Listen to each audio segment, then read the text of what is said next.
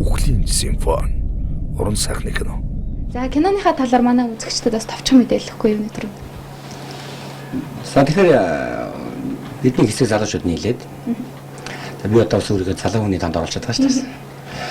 Тэгээд залуучууд руу чиглэсэн нэг тийм адлын явдал аимшигын уран сайхны кино хийгээд бэлэн болчиход одоо дэлгэсэн ах гэж байна.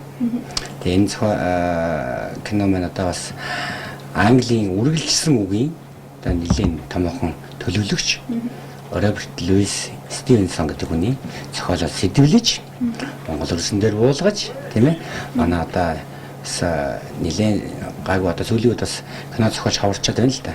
Тэгээ тэр дундаа бас зохиолч дундаасаа эмэгтэй зохиолч нэг хүн билгүүр байхгүй.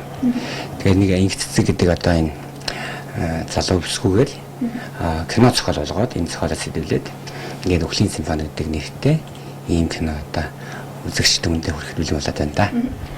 Үхлийн симфони. Уран сайхны кино.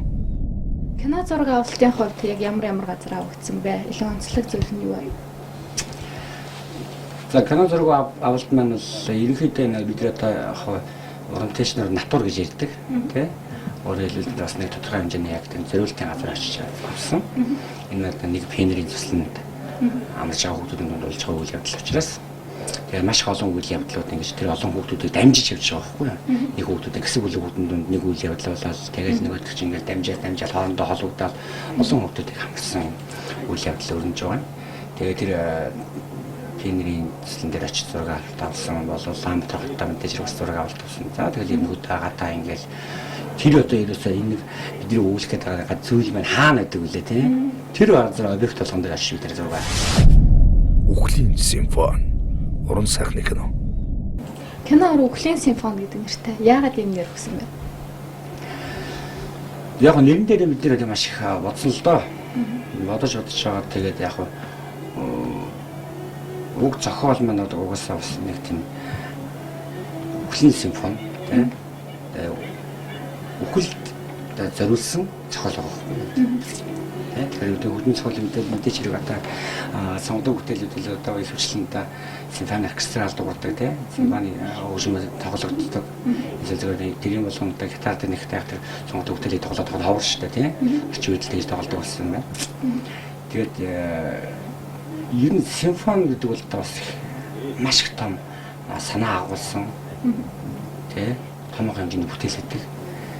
Тэгээд нэг тийм одоо үүлэмжтэй дотроо маш олон одоо янз янзын одоо үйл явдал өрнөсөө сайн сонсох юм бол те одоо шинэ одоо зүгээр